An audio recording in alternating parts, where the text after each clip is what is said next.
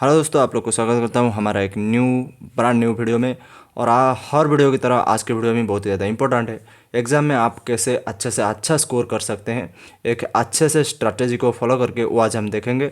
Mastering preparation for success, कि success को पाने में मास्टर बनिए, सफलता के लिए तैयारी में माहिर बने। मैं हूँ पंकज और आप लोग को स्वागत करता हूँ हमारे चैनल पर। और चले शुरू करते हैं वीडियो को।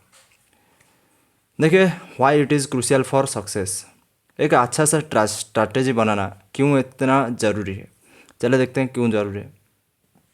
आपको पता होगा क्यों ज़रूरी है। Helps in efficient time management, समय की सही प्रबंधन, मतलब समय को बचाता है। और जितना टाइम आप पढ़ते हो या फिर स्ट्रैटेजी बनाते हो या फिर एग्ज़ाम के लिए प्रिपेयर होते हो, वो टाइम को आप एफिशिएंट मतलब अच्छे से यूज़ करना आना चाहिए। फिर आता है रिड्यूस एग्ज़ाम एंजाइटी। एग्ज़ाम में आपका जो टेंशन होता है ना, एग्ज़ाम को लेकर, एग्ज़ाम के दिन जितना जितना करीब आता है आपका धड़कन तेज होता है, उसको वो कम करता है। Increase chances of scoring well, मतलब आपका स्कोर ये तो तय है, मैंने पहले ही बता दिया था कि एग्ज़ाम में आपका नंबर बढ़ेगा इसे फॉलो करने से। तो चलिए देखते हैं, चलिए फॉलो करने से ज़रूर बढ़ेगा। अंडरस्टैंड द एग्ज़ाम पैटर्न, पहले आपको क्या करना है, एग्ज़ाम की पैटर्न को जानना। आप कोई भी एग्ज़ाम दो, गवर्नमेंट हो चाहे कोई कॉम्पिटिटिव हो, स्कूल का एग्ज़ाम हो, कॉलेज का हो, कोई भी हो, आप पहले नो दो सिलेबस, मतलब सिलेबस को जाने, पाठ्यक्रम को जाने, सिलेबस क्या है उसे जानना है। उसके बाद break down of topics, syllabus आपने जान लिया, उसमें से आपको पता होगा कि ये सब्जेक्ट अलग अलग है, उसमें से आपको टॉपिक को तोड़ना है। कैसे तोड़ना है? अपने हिसाब से तोड़ना है। आपको टॉपिक को भी पार्ट पार्ट में डिवाइड करना है। वेटेज ऑफ टॉपिक्स, मतलब डिवाइड कर लिया आपने कई सारे पार्ट में कि इसे आज मुझे इतना पोर्शन अभी क्लियर करना है, उसके बाद इतना पोर्शन। तो भी आपको देखना है कि कौन सा पर्सन, कौन सा विषय कितना वेटेज है, मतलब कितना इम्पोर्टेंट है। ये आपको कैसे पता चलेगा? ये आपको ऐसे पता चलेगा, एनालाइज प्रीवियस ईयर पेपर। जो पिछला प्रीवियस ईयर का पेपर है ना, उसे एनालाइज करना है, उसे देखना है। और उससे आपको मिल जाएगा पुनरावृत्ति, मतलब रिकरिंग थीम्स, जो विषय जो टॉपिक बार बार रिपीट हो रहा है वही इंपॉर्टेंट है, जाहिर सी बात है। फिर आता है अंडरस्टैंड क्वेश्चन फॉर्मेट। और आपको एक बात और करनी है, एक काम, आपको क्वेश्चन के फॉर्मेट को देखना है कि कितना क्वेश्चन, अगर स्कूल का एग्जाम है कि 2 मार्क का कितना आ रहा है, 3 मार्क का कितना आ रहा है, 5 मार्क कितना है। अगर कोई कॉम्पिटेटिव एग्जाम है फिर हिस्ट्री से कितना कितना आ रहा है, ज्योग्राफी से कितना आ रहा है। अगर अलग कोई एग्जाम है तो जीएस से कितना आ रहा है, करंट अफेयर से कितना आ रहा है, ये सब देखना है और उसी हिसाब से आपको पढ़ना है। ओके, सही है। फिर आता है create a study plan. Okay, देखिए बिना प्लान का कुछ नहीं हो सकता। मैंने इससे पहले वाला वीडियो में भी बताया था कि आपको स्टडी स्मार्टर नॉट हार्डर। तो आपको प्लान, एक अच्छा सा प्लान बनाना है। ऑर्गेनाइज स्टडी सेशन, आपको एक सेशन बनाना है, मतलब daily, weekly and monthly goals.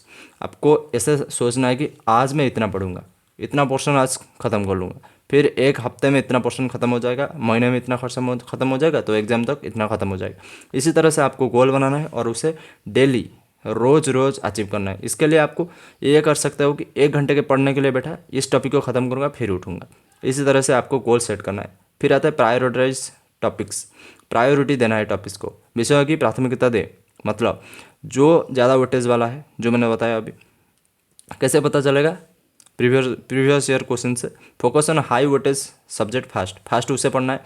ऐसा नहीं कि वेटेज ज़्यादा है मतलब 80% क्वेश्चन वहाँ से आता है, लेकिन 20% उसका क्या, उसके लिए आपको जो सारे सिलेबस है उसे थोड़ा थोड़ा कवर करना है, लेकिन जो हाई वोल्टेज वाला है उसे ज़्यादा पढ़ना है। फिर आता है रिवीजन एंड प्रैक्टिस, ये तो करना पड़ेगा, प्रैक्टिस और रिवीजन। 60% न्यू लर्निंग, आपको रोज़ बैठना है। 60% जो आप 2 घंटे दे रहे हो ना, उसमें से आपको 60% न्यू चीज़ों को पढ़ना है, न्यू टॉपिक्स को। 30% जो पहले पढ़ा था उसे रिवाइज करना है, और 10% टाइम क्या करना है, प्रैक्टिस करना है, मतलब प्रीवियस ईयर क्वेश्चन मॉक वगैरह लगाना है। ओके, फिर आता है active learning techniques. Active learning क्या होता है, प्रीवियस वीडियो में मैंने बताया था स्टडी मैटर में।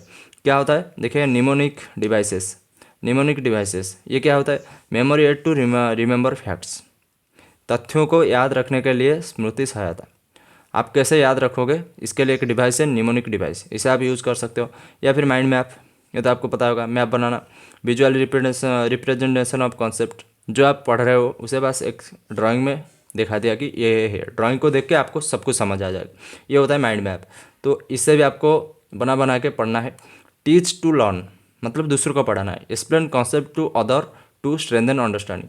आप में से बहुत लोग ये करते हैं कि दूसरों को कुछ नहीं बताते, उसका रिजल्ट बढ़ेगा नहीं। आप अगर उसे बताओगे ना तो आप जो भी पढ़े हो आपका बार बार रिवीजन होगा, और आपका अगर दूसरों को एक बार समझा देते हो तो आप ये मान लो कि आपका 5 बार रिवीजन हो जाएगा और आपका कॉन्सेप्ट पूरे स्ट्रांग हो जाएगा, क्योंकि आप दूसरों को समझा पा रहे हो।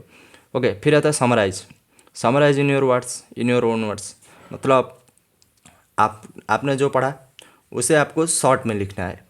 कैसे लिखना है? अपने भाषा में लिखना है, नहीं कि ना कि बुक में जो लिखा है उसे लिखना है। उसे लिख के कोई फ़ायदा नहीं। अपने भाषा में, अपने लैंग्वेज में आपको जो आता है उसे सिनोनिम हो सकता है, आपका जो आता है आपको जो उस सब्जेक्ट को पढ़ने के बाद आपने जो समझा उस टॉपिक को, उसे आपको लिखना है, समराइज़ करना है। ओके, समराइज करके आपको लिखना है। फिर आता है प्रैक्टिस रेगुलरली। वो सी बात है, जाहिर सी बात है। मॉक टेस्ट आपको लगाना ही पड़ेगा। Time your self for better speed and accuracy. क्यों मॉक टेस्ट देते हैं? क्योंकि एग्जाम के टाइम के हिसाब से आपको मॉक टेस्ट देना है। जैसे कि आपको पता चले कि एग्जाम इतने टाइम में ख़त्म हो रहा है, तो मेरा पेपर ख़त्म हो रहा है या नहीं। फिर आता है analyse mistakes, learn from errors and avoid repeating them increase. मतलब अगर आपका कोई क्वेश्चन गलत हो रहा है, दूसरे मॉक में वही क्वेश्चन आया तो वो गलत नहीं होना चाहिए, तो मिस्टेक को अवॉइड करना है बार बार करने से। फिर आता है स्पीड। आपको स्पीड बढ़ाते जाना है। Gradually reduce time spent on questions. Speed बढ़ाना है, टाइम कम कर लेना है। अगर पहले मॉक में आपका 1 घंटा गया तो दूसरे मॉक को आपको ट्राई करना है 50 मिनट या फिर 55 मिनट में हम ख़त्म कर ले, ताकि आपको टाइम मिल जाए, आप उस आंसर को एक बार और गो थ्रू कर सको। ओके, आपको ज़रूर टाइम बचाने में ध्यान देना है। फिर आता है यूज स्टडी रिसोर्सेज स्मार्टली। देखिए बुक्स क्या है ना, एनसीईआरटी से बहुत सारा क्वेश्चन आता है। अगर आप कोई गवर्नमेंट एग्जाम देने जाते हो जहाँ पे जीएस है, खास करके यूपीएससी हो गया, तो वहाँ पे एनसीईआरटी से बहुत ज़्यादा क्वेश्चन आता है, तो उससे आपको मिस नहीं करना है। लेकिन उसके बाहर से भी थोड़ा बहुत क्वेश्चन आता है, तो उससे भी आपको उसके लिए भी बहुत सारे बुक्स मिलता है, तो उसे भी आपको ध्यान में रखना है। ओके, इसी तरह से अगर कोई अलग एग्ज़ाम है तो उसके लिए आपको बेस जो है ना, जीएस का बेस एनसीईआरटी, उसी तरह बेस को पकड़ना है। फिर आता है ऑनलाइन रिसोर्सेज, एजुकेशनल वीडियोस बहुत सारे खान सर की है, वैसे तो और भी स्टडी आईक्यू जैसे यूपीएससी के लिए बहुत सारे चैनल है, आप देख सकते हो उसे। Use apps for current affairs, apps के बारे में मैंने बताया था। करंट अफेयर्स आता है बहुत सारे ऐप्स में, वैसे यूट्यूब में भी रोज़ आ रहा है अभी, तो आप उसे भी चेक कर सकते हो। और ऐप्स को भी यूज़ कर सकते हो पढ़ने के लिए, जो जिन ऐप्स के बारे में मैंने प्रीवियस वीडियो स्टडीज मैटर में बताया था। ओके, फिर आता है करंट अफेयर्स। करंट अफेयर्स को आपको मिस नहीं करना है। अगर कोई भी गवर्नमेंट एग्जाम देते हो तो करंट अफेयर्स से क्वेश्चन आता ही आता है। Stay updated with news from trusted sources, मतलब जिस सोर्स के ऊपर आपका ट्रस्ट है, वैसे तो कोई भी कुछ भी बता देगा। ओके, फिर आता है stay physically and mentally fit. देखिए स्टडी और बॉडी दोनों को फिट रखना आपके लिए बहुत ही ज़्यादा ज़रूरी है, इसलिए आपका मेंटल के साथ साथ फिजिकल भी आप फिट होना चाहिए। देखिए पहले है meditation and yoga and meditation से आपका मेंटली भी आप फिट होते हो, उसके साथ साथ आपका फिजिक मतलब बॉडी भी ठीक रहता है। Improve focus and reduce stress. देखिए मेडिटेशन कर रहा है तो आपको मेडिटेशन पे बहुत ज़्यादा ध्यान देना है, क्योंकि मेडिटेशन करोगे तो मेंटल आप काम रहोगे, आपका याददाश्त भी बढ़ेगा और आपका बॉडी भी सही रहेगा। उसके साथ योगा भी करना पड़ेगा। फिर आता है पोमोडोरो टेक्निक, इसके बारे में मैंने बताया था पहले के वीडियो में।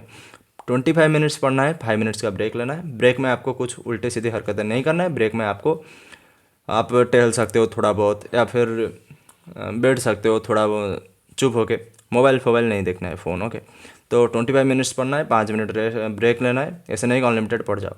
फिर आता है स्लीप। देखिए 7 से 8 घंटे सोना है, सोना बहुत ही ज़्यादा ज़रूरी है। वैसे नहीं कि लोग क्या करते हैं 15-16 घंटे सो जाते हैं, उतना घंटे तो पढ़ते नहीं, तो 7-8 घंटे मिनिमम सोए। ऐसे नहीं कि आप ज़्यादा सोए या फिर 5 घंटे 4 घंटे सोए। अब पढ़ने के चक्कर में बहुत लोग 4 घंटे 5 घंटे सोते हैं, ऐसे नहीं चलेगा।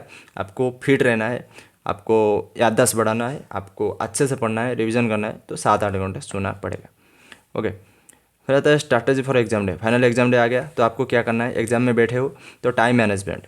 देखो स्टार्ट विथ इजी क्वेश्चन, पहले आप गो थ्रू कर जाओ सारे क्वेश्चन। अगर ओ एम आर हो या फिर लॉन्ग क्वेश्चन हो, आप पहले सारे क्वेश्चन को गो थ्रू करो, जो इजी लग रहा है एक बार में आ रहा है उसे ख़त्म करो, निपटा दो। फिर आता है स्किप ऑन सर्टन क्वेश्चन, जिसमें आप श्योर नहीं हो उसे पहले बार की जो आप गो थ्रू कर रहे हो उसमें स्किप कर दो, दूसरे बार में देखोगे। और फिर आता है फाइनल रिवीजन।